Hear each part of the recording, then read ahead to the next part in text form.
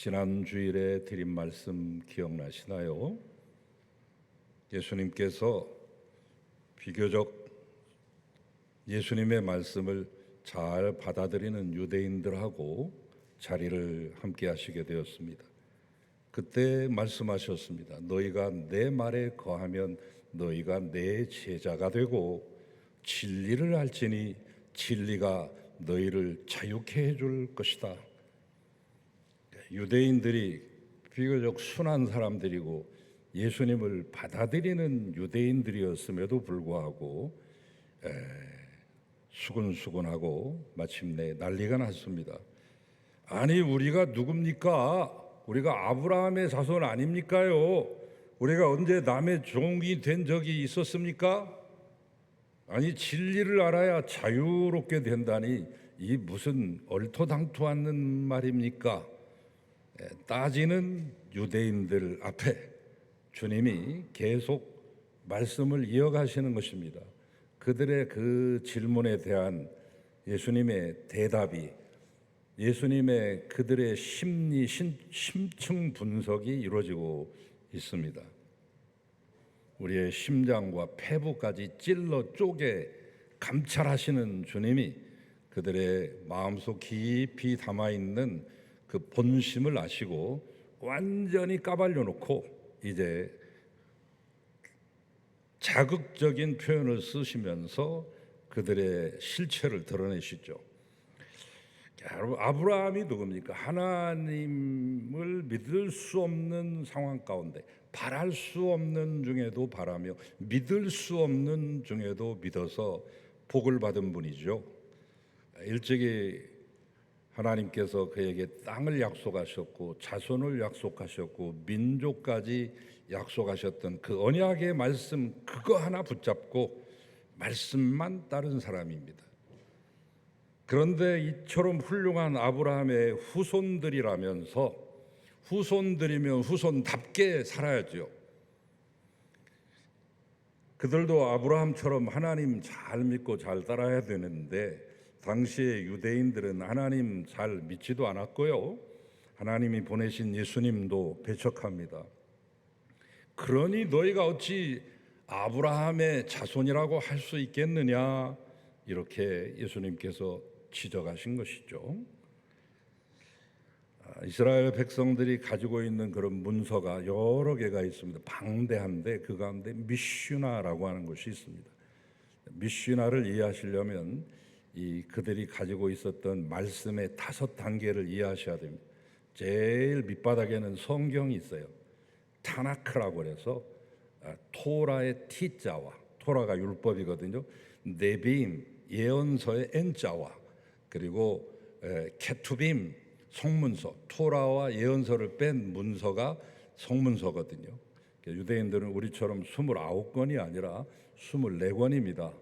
역대상하, 열왕기상하, 사무엘상하 이렇게 나누지 않고 합치고, 또 우리하고 좀 배열도 좀 다릅니다만은 거의 동일한 성경을 우리가 같이 공유하고 있고, 그들은 이제 신약 성경은 없죠. 예수는 안 믿으니까 신약 성경 자체가 존재하지 않습니다만 이 24권의 성경 타나크를 기반으로 해서 이것을 이제 해석해 주는 게 미드라시예요. 근데 이게 해석을 말로만 하다 보니까 내려오면서 구전되다 보니까 왜곡되는 경우도 있고 와전되거나 탈락하는 경우도 생긴다 이 말이죠. 그래서 이것을 안타깝게 여겨서 예수님 오시기 한 200년 전에, 한 300년쯤 되겠네요. 300년 좀 못 미치는 그 세월에, 그러니까 BC 1세기 말쯤 된다고, 2세기 말? 2세기 말입니다. 그때 작업을 해요. 작업을 미드라시로 내오는 구전을 이제 문서로 만들기 시작합니다. 이걸 성문화라고 하는데, 성문화된 그 문서가 미슈나예요. 근데 성문화를 시키긴 했는데 잘 이해를 못한단 말이죠. 일반 백성들이 하나하나 구구절절히 해설을 해줘요. 그리고 해설을 할 때 토론을 해요. 심층 분석을 하게 되는 겁니다. 심층 분석을 통한 심층 토론을 하게 되는데 그게 게마라가 되겠습니다. 그러니까 미슈나 성문화된 이 문서와 심층 분석한 이 게마라를 합쳐가지고 만든 작품이 여러분도 잘 알고 계시는 탈무드가 되는 겁니다. 탈무드에는 예루살렘 탈무드가 있고 바벨로니아 탈무드가 있는데, 우리가 보통 알고 있는 탈무드가 바벨로니아 탈무드입니다. 분량이 어느 정도 되느냐? 한 5,300페이지 정도 됩니다. 그러니까 백과사전 두께 한 20권이 더 넘는 거죠. 지금도 탈무드는 더욱더 분량을 늘려가고 있습니다. 왜? 계속 해석하고 심층 토론한 것을 붙여가니까. 어마어마한 것이죠. 유대교의 거대한 법전이면서 인류의 보고, 지혜의 보고, 유대인들만의 보고가 아니라 인류의 지혜의 보고가 되는 게 탈무드가 되는데, 바로 그 미슈나, 구전으로 되어오던 모세의 율법을 성문화시킨, 문장화시킨 그 문서인 미슈나에 바로 오늘의 이 이야기하고 연관이 되는 얘기가 나와요. 아브라함에 대한 얘기 나오거든요. 뭐라고 나왔느냐? 모든 이스라엘 백성은 아브라함의 품에 속하였기에 영원한 지옥에 가지 않는다. 절대로 지옥에 안 가. 우리는 얼마나 자부심이 생기겠습니까? 우리로 말하면 국뽕이 생기겠냐. 아브라함 혈통은 곧 면죄부가 된 거예요. 중세시대 때 면죄부처럼 그들의 면죄부가 된 겁니다. 이 문장 하나 때문에 자신들은 하나님과 직결되고 직통한다고 하는 이 의식, 선민의식이 그들을 사로잡아서 마침내 오만함의 극치에 달하게 되는 것이죠. 그러나 주님은 정말 참된 아브라함의 후손은 아브라함의 혈통으로, 육신의 혈통으로 결정되는 게 아니라 아브라함이 지녔던 믿음으로 결정된다, 이렇게 말씀하고 있습니다. 혈통하니까 떠오르는 얼마 전에 봤던 영화가 생각이 나는데요. 지난주에도 제가 오노다라고 하는 정글 속의, 정글에서의 만일이라고 하는 영화, 2차 대전 때 일어났던 영화를 여러분에게 소개해드린 적이 있는데, 오늘 또 일본 영화예요. 국보라고 하는 영화입니다. 가부키를 다루고 있습니다. 가부키는 에도 시대에, 그러니까 한 17세기 정도에 생겨난 거예요. 에도 시대. 이제 2005년 유네스코의 세계문화유산에 등재가 되었습니다만은, 이 가부키는 가, 노래하고, 무, 춤추고, 기예를 부리는 거예요. 이 가부키가, 이 가무기가 가부키인데, 어원에 대한 해설은 그만하고, 거기에 보면 남자가 여장을 하면서 이제 등장하고 연기를 합니다. 이걸 온나갔다라고 말하는데, 여형 이렇게 말하죠. 여자 인형이라고 하는 그런 뜻인데, 온나갔다 역할을 합니다. 그것을 가장 잘하는 사람이 국보예요. 이 국보인 사람이 야쿠자 두목의 오야봉의 집에 초대를 받습니다. 잔치에 앉아 있다가 적의 야쿠자의 적대 세력인 조직에 의해서 급습을 받고 그 자리에서, 잔치 자리에서 총을 맞아 죽습니다. 그때 남아있던 그 야쿠자의 아들이 너무 불쌍해가지고 기쿠오라고 하는 이 어린 소년을 데려다가 자기 집에서 기릅니다. 근데 그 집에는 똑같은 나이에 자기의 아들인 슌스케가 있었죠. 같이 먹고 자고 기회를 잃히면서 서로 선의의 경쟁도 하는데, 아버지가 볼 때는 자기의 아들 순수 혈통인 이 슌스케보다 데리고 온 야쿠자의 아들 이 기쿠오가 훨씬 기회가 뛰어나거든요. 갈등이 생깁니다. 원래는 가부키의 이 제1인자가 그 아들한테 물려주는 거예요. 순혈주의예요. 혈통주의예요. 아들 중에서 하는 겁니다. 다른 혈통을 데려올 수가 없습니다. 왜냐하면 가장 아버지를 많이 받고 아버지를 닮았고 그 아버지의 이름까지도 세습해서 받는 것이기 때문에 혈통이 중요한 것이죠. 가부키에 있어서는. 그러나 이 아버지는 담대하게 자기 아들에게 물려주지 않고 이 야쿠자의 아들, 데려온 아기인 이 기코에게 자기의 자리를 물려줍니다. 여기서 발생하는 고민과 고뇌와 갈등, 그리고 가부키 세계의 그 민낯을 낱낱이 보여주는데 연출력이 뛰어나요. 한국 제3 제1교포 3세인 한인 교포인 이상일 감독이 메가폰을 잡았는데 연출력이 뛰어나고 배우들의 연기가 기가 막힙니다. 그 여자 연기를 하기 위해서 4년 동안 배우들이 4년 동안 그 기회를 일켜서 하는데 그 배우들의 연기 투혼도 볼만합니다. 아직까지 제 가슴을 울리고 있는데 여러분에게도 제가 소개해드리고 싶습니다. 국보 꼭 한번 보시길 바랍니다. 거기서 우리에게 묻고 있는 질문, 혈통이냐 기회냐. 오늘 이 말씀에도 대입해서 본다면 혈통이냐, 아브라함의 자손이라는 단순한 육신의 혈통이냐, 아니면 하나님의 자손으로서 말씀을 잘 믿는, 말씀을 행하는 후손으로서 사느냐라고 하는 그 질문을 던지는 영화였습니다. 얼마 전에 제가 봤는데 이 말씀을 준비하면서 함께 겹쳤기 때문에 여러분에게 한번 소개해 드립니다. 요즘 나오는 오디세우스라고 하는 영화도 훌륭한 영화입니다만, 저는 일찍이 이런 오디세우스가 그리스어고요, 라틴어로 말하면 율리시즈인데 오디세우스, 율리시즈라는 영화를 6편 이상 봤기 때문에 큰 새로움과 감동은 없었습니다. 다만 크리스토퍼 놀란이라는 감독의 그 연출 기법이 특이하고 아이맥스 필름으로 찍었기 때문에 반드시 아이맥스 영화관에서 보시면 좋습니다. 요즘 젊은이들이 이 영화에 꽂혀가지고 역사를 공부하고 인류 문명에 대해서 생각하는 그런 시발점이 된 것은 아주 바람직한 일이라고 생각합니다만, 오디세우스도 훌륭하지만 더 깊은 감명 속으로 들어가고 싶으면 영화 국보를 추천해 드립니다. 혈통이냐 기회냐, 오늘 우리에게 똑같은 질문이에요. 아브라함 직계의 혈통이냐, 아니면 진짜 말씀을 잘 듣는 그런 하나님의 후손이냐, 이것을 오늘 예수님이 우리에게 질문하고 있습니다. 아브라함이 아브라함 된 건 혈통 때문에 된 게 아니고 잘나서 된 것도 아니고 가문이 훌륭한 것도 아닙니다. 아브라함의 부친 데라는 이 우르라고 하는 이 도시에서 우상 제작자요, 우상을 판매하는 상인입니다. 가업처럼 내려오는 이 가업을 이어받아서 아버지를 돕고 지금 자기 자신도 이 우상 제작에 한참 열중이고 아버지의 가업을 이은 명인이 되기 위해서 애쓰는 아브라함이 하나님 보기에 뭐가 얼마나 예쁘겠습니까?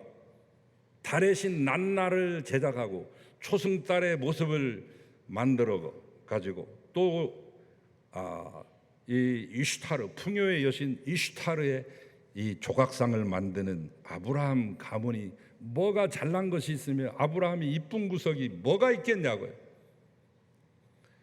아브라함의 복이 조상이 된 것은 그가 특별한 핏줄을 타고나서가 아니라 출중한 재능이 있었기 때문도 아니고 하나님이 하시는 명령을 조금도 의심하지 않고 지체하지 않으며 순종했기 때문에 하나님께 복을 받았고, 복의 근원이 되며 열국의 아비가 되는 아브라함 이름까지도 계명시켜 주시죠. 근데 이 아브라함의 자손이라는 자들은 하나님의 말씀을 잘 듣지도 않고 듣는 신용만 한 거죠. 외우기는 참 잘합니다. 이스라엘 백성들, 유대인들이 외우기의 천재들이에요. 왜냐하면 반복 교육에서 암송 교육 시키거든요. 그러나 전혀 하나님의 말씀을 받아들여 하지 않았고 말씀이 전혀 그들의 마음속에 남아있지 않았습니다. 예수님께서 그들에게 진리를 그토록 열정적으로 가르쳐 주셔도 듣지 않았습니다. 주님은 분노하면서 말합니다. 너희들이 아브라함의 자손이 아니라 마귀의 자손이다, 책망하시게 이릅니다. 주님은 유대인들의 문제를 어떻게 지적하셨는가? 37절에 그 핵심이 있는데, 나도 알아 너희들이 아브라함의 자손인 줄은, 그러나 내 말이 너희 속에 있을 곳이 없으므로 나를 죽이려 하는도다. 너희들이 나를 죽이려 하고 있어. 내가 모를 줄 알지? 다 알고 있다. 여러분, 있을 곳이 없다, 내 말이 너희 속에 있을 곳이 없다라고 하는 말이 호레이라고 하는 단어인데요, 말씀이 거할 장소가 없다, 말씀이 머물 마음의 방이 없다.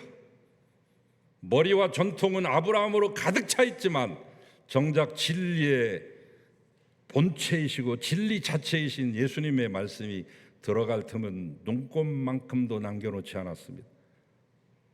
너희의 마음속에 내 말을 받아들일 생각이 아예 없구나. 내가 하는 말이 이해되지도 않고 간직되지도 않았으며 반감만 가지고 있다는 말씀이죠. 그들의 마음속을 심층 분석해서 꿰뚫어 보는 이 귀절이죠. 아브라함은 하나님께 대해서 마음이 열렸습니다. 그분의 말씀을 받아놓고 저장할 말씀의 방, 마음의 방이 준비되어 있었습니다. 자기에게 유익하고 자기에게 좋다고 하는 것, 그것만 믿은 게 아니라 믿기 어렵고 그렇게 돼서는 안 되는 것이라 할지라도 하나님 말씀이면 그대로 믿었습니다. 이것이 주님이 만난 아브라함의 모습이었습니다. 그런데 그 당시 아브라함의 후손이라고 자처했던 사람들은 자랑은 하면서도 삶은 완전히 달랐습니다. 마음의 철대문을 걸어 잠그고 마음속에 다른 판단들로 이미 가득 채워놓고 뭐라고 하시더라도 들을 생각이 없었습니다. 아예 들어보려고 하지도 않고 고개를 돌리고 심지어 자기들이 듣기 싫어하는 말을 계속하고 있는 예수를 죽이고 싶었습니다. 그들에게서는 아브라함과 같은 겸손함과 사모함은 전혀 찾아볼 수 없었습니다. 그러나 주님은 말씀합니다. 아브라함의 혈통 별거 아니다. 아무것도 아니야. 예수님도 말씀했고 사도 바울도 갈라디아서 3장 7절과 갈라디아서 3장 29절 혈통의 무의미함을 얘기하죠. 가장 결정적인 건 뭐예요? 요한 사도가 기록한 요한복음 1장 12, 13절 말씀, 영접하는 자, 곧 그 이름을 믿는 자들에게는 하나님의 자녀가 되는 권세를 주셨으니 이는 혈통으로나 육적으로나 사람의 뜻으로 나지 아니하고 오직 하나님께로서 난 자들이니라. 할렐루야.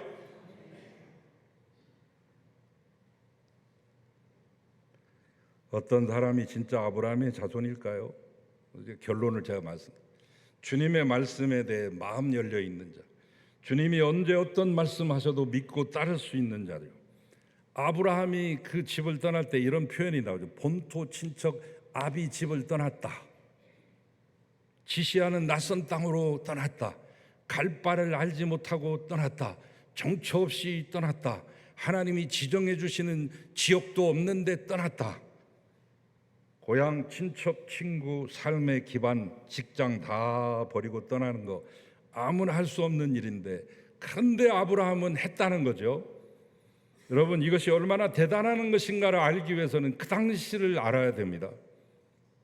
우르라고 하는 것이 얼마나 대단한 것인가를 알아야 이 말씀이 얼마나 대단한 것인가를 알게 되고 결국 그 말씀이 살아 움직여서 나의 것이 되고 나에게도 그 실행력이 생기는 것입니다. 저는 원래 역사를 그렇게 잘 아는 사람도 아니고 좋아하는 사람도 아닙니다.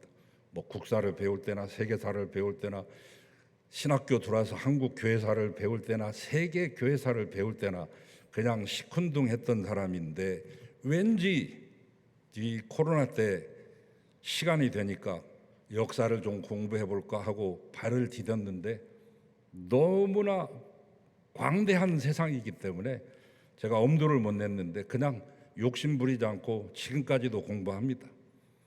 그동안은 역사라고 하는 건 연표 외워가지고 몇 년도에 뭐가 했고 이걸 주르륵 암기하는 식의 공부를 했는데 얼마나 그릇된 생활을 했는지 회개가 되더라고요.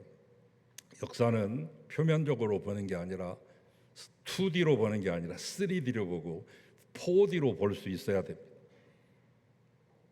지질학을 공부해야 되고 고고학도 알아야 되고 기후학도 알아야 되고 유전학도 알아야 되고 언어학도 알아야 됩니다. 그래야 이 역사가 왜곡되지 않고 전체적으로 균형을 이루면서 바른 역사관을 가질 수 있는데 그러한 역사관을 가지려고 지금도 끊임없이 공부하고 있는 중입니다.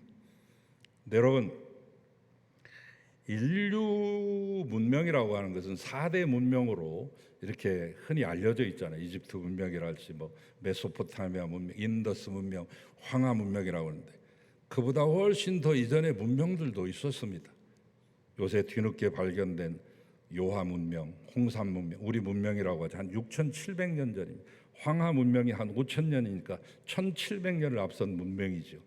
그런가 하면 그 원뿌리인 황하 문명의 이 홍산 문명의 원뿌리인 소남산 유적, 저 흑룡강 성의 우수리강에서 발굴된 유적들 9,200년 전 유적이죠.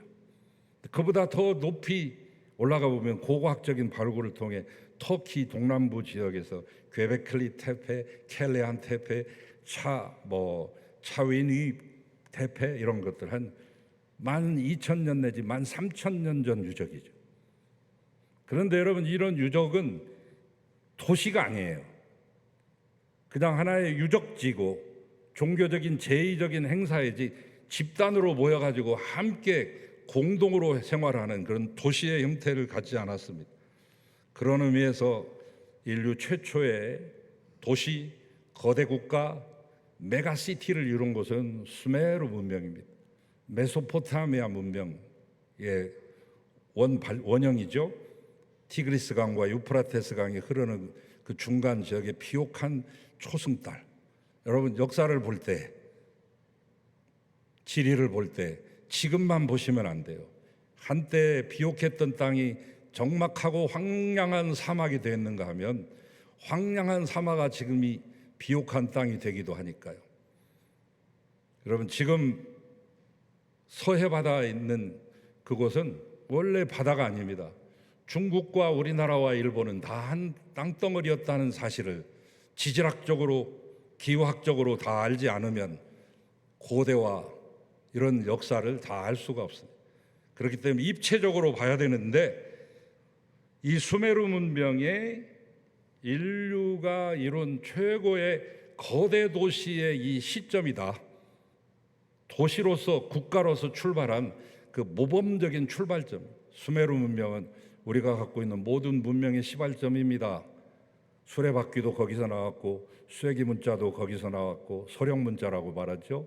60진법도 거기서 나왔고 1분이 60초라고 하는 것도 1시간이 60분이라고 하는 것도 또 행정망이 다 발달되고 우루 남무 법전, 함무라비 법전보다 300년 더 앞섰고 그런 도시국가들이 있는데 니프루, 나가시, 키시, 라르시, 움마 이런 도시들이 있습니다. 3대 도시가 있어요. 저 페르시아만과 거의 가까이 있는 델타 삼각주 지역의 가장 비옥한 지역의 에리두 엔키신을 섬깁니다. 제일 형님이에요. 그 다음에는 우루크, 길가메시 서사시가 있는 인류 최대 스토리텔링이 이루어지는 우루크라고 하는 곳, 대단한 곳입니다. 진정한 거대 도시죠. 맨 막내로 태어난 도시가 우르입니다. 오늘 제가 말씀드리려고.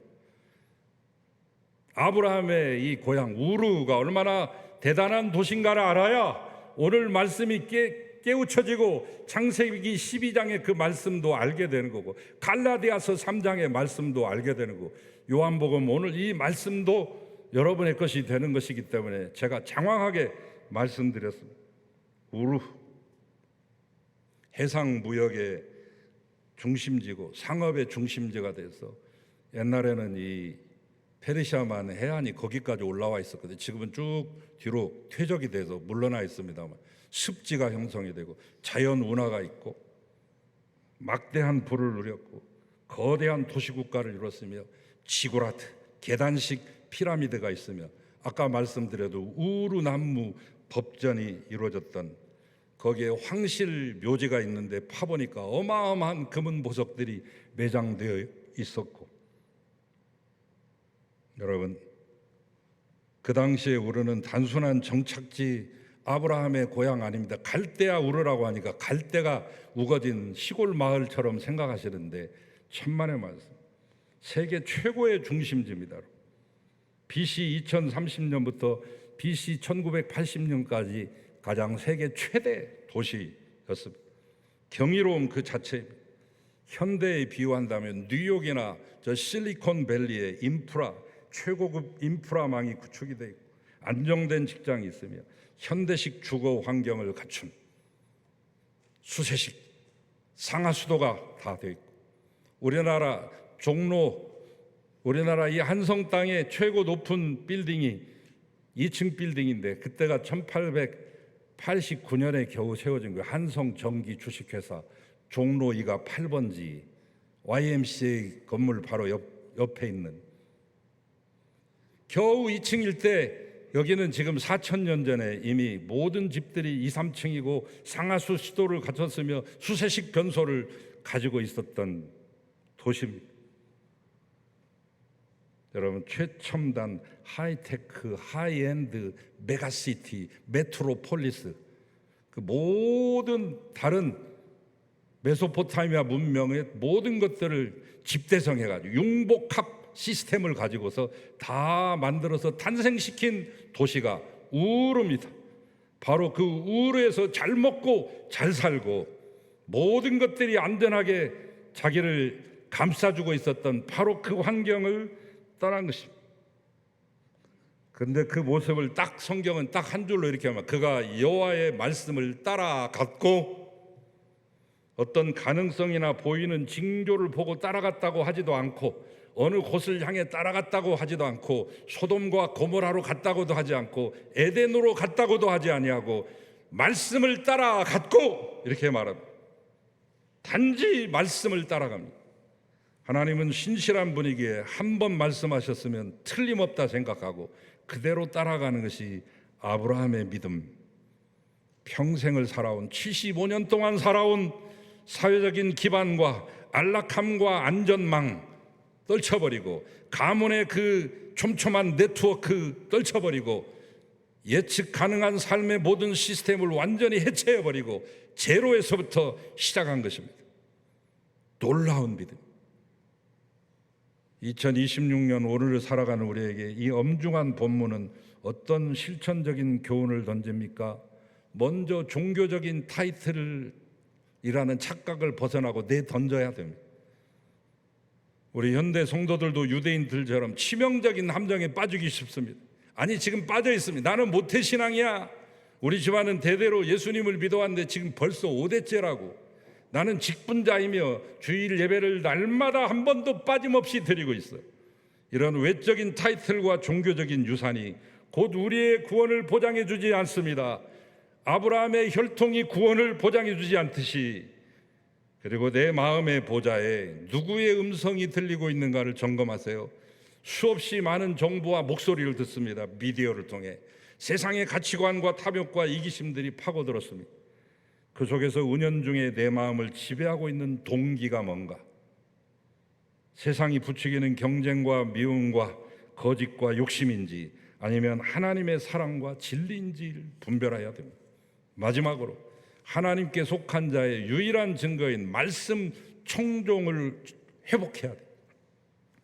오늘 본문 47절이 우리의 심장을 정확히 겨루고 쏘고 있습니다. 하나님께 속한 자 하나님 말씀 듣나니 너희가 듣지 아니하면 하나님께 속하지 아니하였음이니라. 하나님께 우리가 속했다는 증거가 뭘까요? 저와 여러분이 지금 하나님께 속해 있다는 증거가 뭡니까? 거창한 은사나 외적인 성공에 있지 않습니다.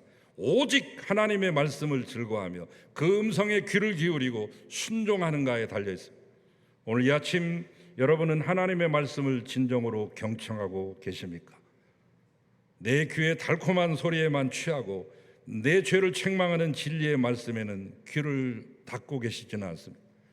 말씀을 가까이 하고 그 말씀 앞에 나를 쳐서 복종시키는 삶, 이것이 바로 참된 하나님의 자녀가 걸어가는 거룩한 길입니다. 이제 더 이상 혈통이나 형식적인 신앙의 옷을 붙들고 살지 마십시다.